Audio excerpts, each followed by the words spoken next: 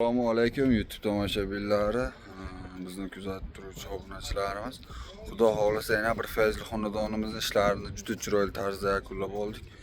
Ko'rib baho berib qo'yamiz. Tunuka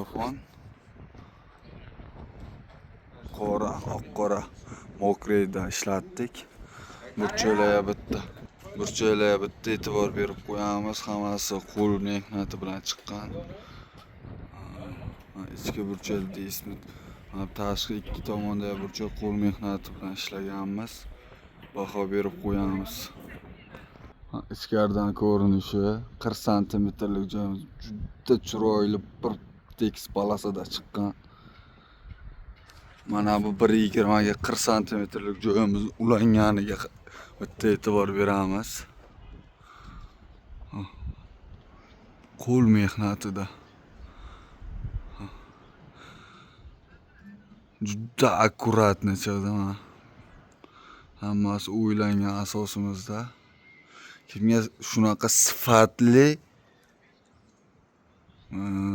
tunuka fon xizmatlari, natijnoy patolog, MDF, tom, pol, любой turdagi ishni qilamiz. 12 ta viloyat bo'yicha ishlaymiz. Hozir uyimizning narki bitida ham joy qilganmiz, tomni ustidan ko'rsataman. Mana aytib o'tganimdek, beg'amlig'achin G shaklda qilingan. Bu ko'rinmaydi, to'g'ri. Qo'shnimiz ko'rishi mumkin. Lekin shu darajada bo'lsa ham burchaklar hamma joyga e'tibor berganmiz. İşimizin sifatliligiga qarang. Buyog'imiz ham ko'chaga ular ham chiqqan. Xudo xohlasa doim xizmatdamiz. Kimga shunaqa tunuka fon, natijnoy, MDF, qaysi turdagi patolog xizmatlari kerak bo'lsa aytib o'tganimizdek pastda aloqa qilishlaringiz uchun nomer qoldirib qo'yamiz. Aloqaga chiqsangizlar 12 ta viloyat bo'yicha ishlaymiz.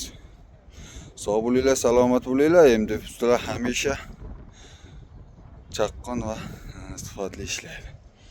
Sog' bo'linglar.